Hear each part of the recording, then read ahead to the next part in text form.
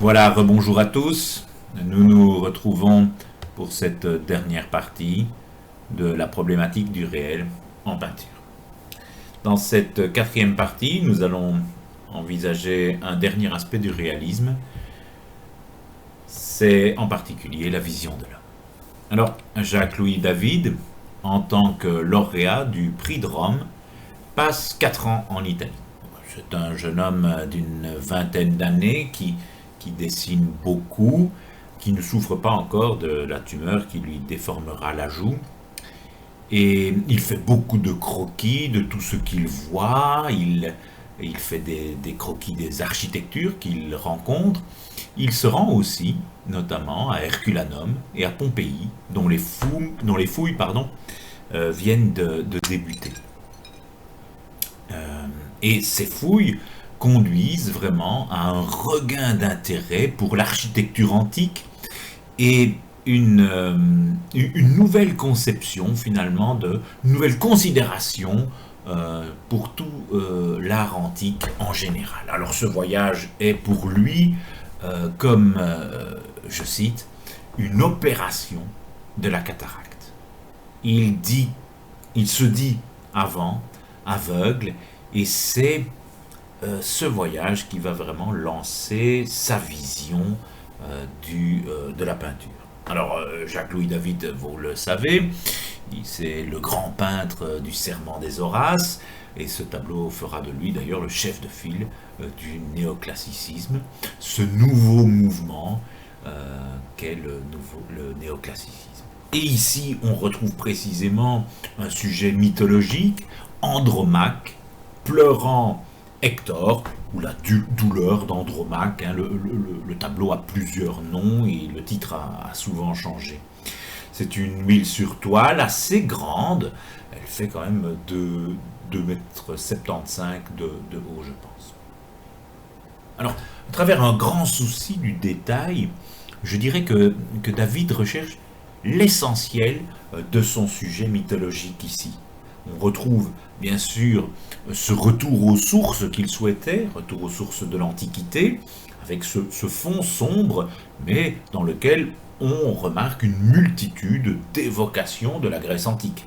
Depuis les colonnes que vous voyez sur votre tableau ici, ou encore les armes qui sont là plus bas, je n'étais pas sur le truc, donc les colonnes, les armes, mais aussi bien sûr le mobilier qui n'est pas sans évoquer l'Antiquité. Les personnages ici et la vision de l'homme qui s'en dégage sont ce que je vous demande de regarder. Observez. Observez la dignité humaine qui est mise en scène ici et renforcée par un fabuleux effet de lumière sur Andromaque, dont on voit à la fois la douleur et la dignité.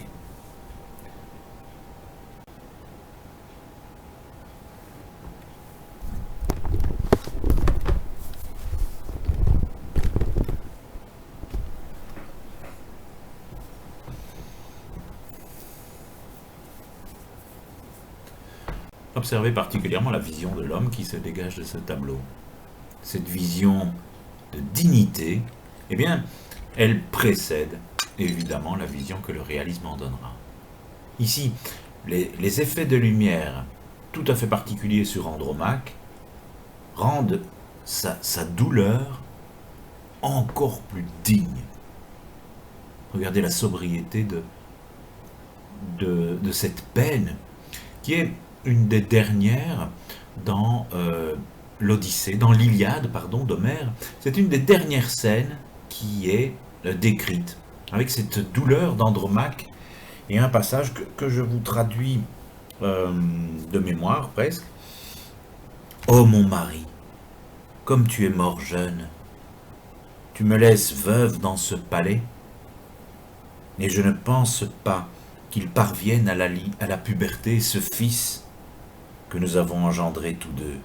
Ô malheureux que nous sommes, avant cela, cette ville sera tombée, puisque son défenseur a péri. » Oui, souvenez-vous, Ce défenseur qui a péri, c'est Hector. Et précisément, c'est lui qui est allongé sur ce lit, qui est mort. Pourtant, aucune trace, aucune trace sur ce corps, ce torse nu, ce cadavre, puisque c'est bien un cadavre, conserve une musculature impressionnante.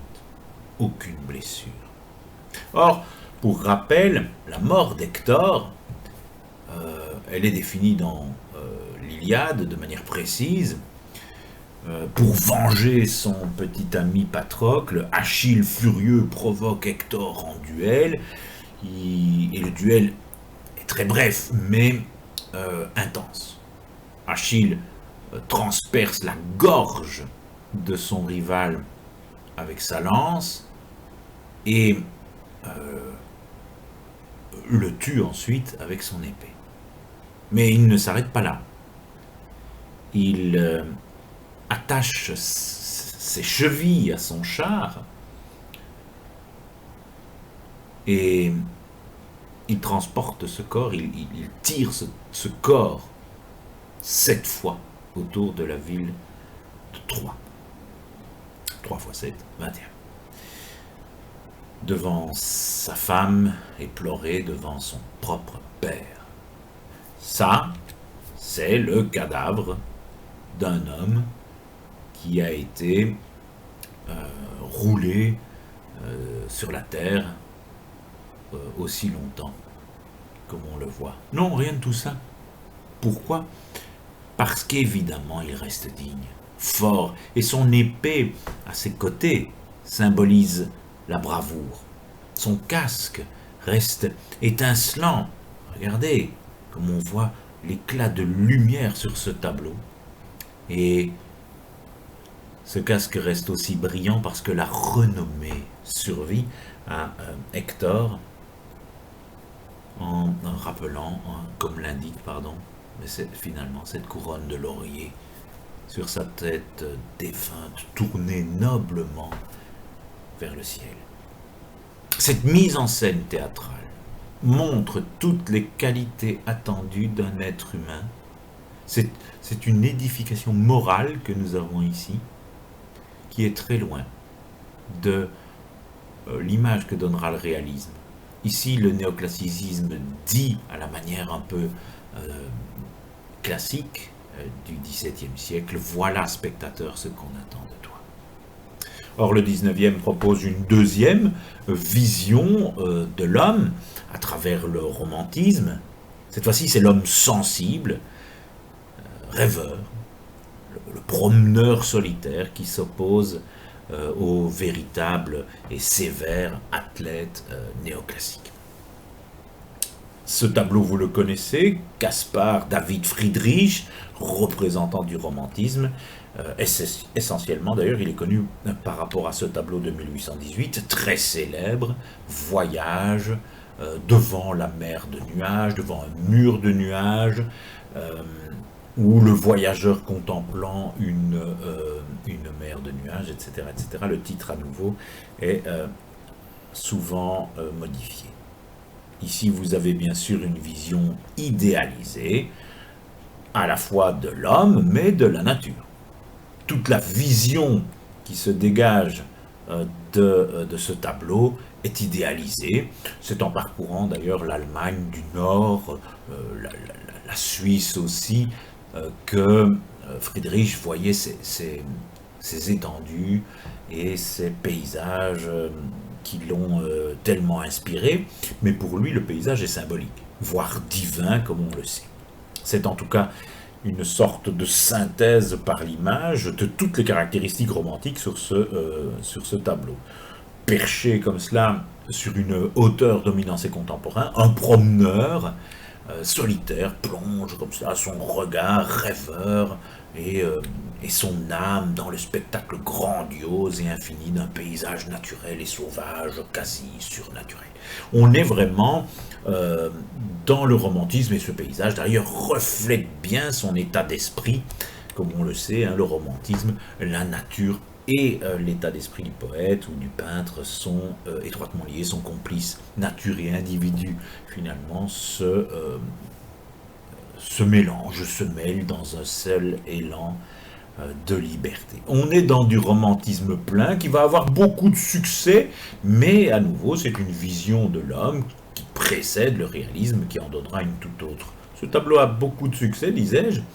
Il va inspirer pas mal d'œuvres contemporaines dans la forme et dans l'idée notamment. Or, à ces deux conceptions de l'humain, tout empreinte, on l'a vu, d'idéalisme, eh bien, le réalisme va, opposer toute sa médiocrité, tout son aspect d'homme fatigué, désabusé, presque médiocre. Voilà la vision de l'homme de laquelle on a défalqué toute splendeur. Pour cela, j'ai choisi bien sûr une œuvre de Jean-François Millet, que certains Français s'obstinent à appeler Millet. Jean-François Millet, jusqu'à ses 20 ans, travaille dans la ferme familiale. C'est un homme de la campagne. Lui, au prix de Rome, contrairement à Jacques-Louis David, il va faire 18e sur 20. Jamais il ne va réussir, jamais il ne partira à Rome. Pourtant, il est resté célèbre, même s'il n'a pas eu toujours beaucoup de succès de son vivant, et il a même dû peindre quelques scènes cochonnes pour survivre. Mais il est resté célèbre parce qu'il va influencer les impressionnistes, il va influencer en particulier Van Gogh aussi, et va aussi être le fondateur de l'école de Barbizon, dont vous aurez l'occasion d'entendre parler. Penchons-nous sur l'homme à la houe, ici, une petite toile, trentaine de centimètres. L'anecdote fait froid dans le dos. À l'époque, un des premiers tueurs en série sévit dans Paris. Je dis dans Paris, je ne suis pas sûr que ce soit à Paris. Je crois que c'est près de Lyon, à vérifier. L'homme donne rendez-vous à des boniches et il les assassine, et ou essaye de les assassiner, et en enterre quelques-unes. Cet homme d'ailleurs répond au doux nom, c'est presque Martin Dumollard. Allez vérifier Martin Dumollard sur Wikipédia et vous aurez des informations sur sa carrière. Ici, on retrouve évidemment toutes les traces du réalisme. On est loin du néoclassicisme, aucun repère antique. On est loin du romantisme, pas d'idéalisme. On n'essaye pas d'apitoyer. Si cet homme est au travail, thème éminemment réaliste, pris dans un geste du quotidien, cette houe qu'il manie ici est un outil très manuel, très à la mode. Or, elle est précisément près de ce morceau de terre où quelques spectateurs disaient mais n'est-ce pas un cadavre qui est enterré là? N'est-ce pas une référence à cet assassin? N'est-ce pas une référence à Martin Dumollard, dont on disait précisément qu'il avait la lèvre pendante, qu'on retrouve presque sur ce dessin? La proximité de ce personnage avec nous évoque notre propre condition, évoque une vision de l'homme qui nous est proche. Ce n'est pas un paysan qui est représenté, c'est tous les paysans. Un homme ici modeste, voûté, mais fort, pas d'apitoiement, on est loin du romantisme. Même si c'est du travail pénible qui est représenté, il n'en sort pas éreinté ou fini. On n'a pas cette envie d'aller l'aider, qui nous pousserait. L'aridité de la zone, pourtant, les tas de pierres un peu au loin laissent à penser que le travail est bien pénible et bien loin d'être fini. Mais regardez cet homme vilain, des habits sales, déchiré, la peau tannée, les cheveux plaqués sur la tête à tel point qu'on dirait un bonnet. Cet œil tellement vague, tellement creux qu'on se demande s'il n'a pas les yeux cavés, si on n'a pas disparu, si on ne lui a pas enlevé les yeux. Et cette bouche pantelante, disais-je, dans un bégaiement presque sot, aucune concession à l'idéalisme. L'homme, la vision de l'homme qui s'en dégage, est celle du réalisme, c'est la laideur. Reprenons toutes ces caractéristiques, le travail, le quotidien du travail, la laideur. Nous sommes vraiment dans du réalisme. Or, franchement, quand vous regardez de plus près, c'est vrai qu'il a quelque chose d'effrayant, cet homme.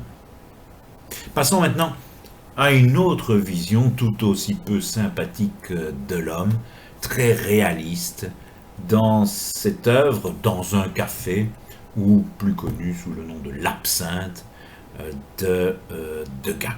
Or, la signature d'ailleurs est ici en bas. Attendez, hop là, est ici en bas, la signature de l'artiste sur un journal. Or, cette œuvre est impressionniste, ce n'est pas une œuvre réaliste, mais on voit qu'elle, on retrouve dans cette œuvre les traits peu flatteurs, je vais dire, que le réalisme prête à la vision de l'homme.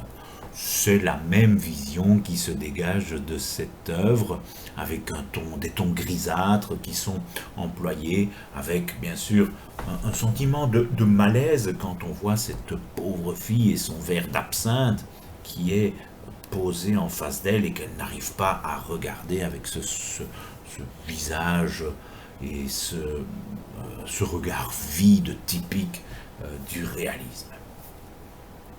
La vision de l'homme ne va pas s'arranger avec le temps. Et la révolution industrielle a tout corrompu. Et nous arrivons tout doucement comme cela, après cette période de réalisme, et bien nous arrivons au pop art. Andy Warhol et le pop art posent finalement la question non plus de la production, de la période de révolution industrielle, mais de la consommation, qui la suit directement. Or, la réponse apportée par cette œuvre peut glacer, mais est-elle fausse? En effet, regardez, l'homme a complètement disparu. Derrière ces images quotidiennes, publicitaires d'Andy Warhol, comme on va retrouver des images de Marilyn, hein, des médias, voire de la bande dessinée chez Liechtenstein. Mais Warhol a juste peint une boîte de soupe et il en fait une œuvre d'art, il la reproduit d'ailleurs en sérigraphie, en ombre. L'homme, lui, a disparu. Même principe pour cette œuvre très intéressante de Ralph Goings, qui nous présente de l'hyper-réalisme.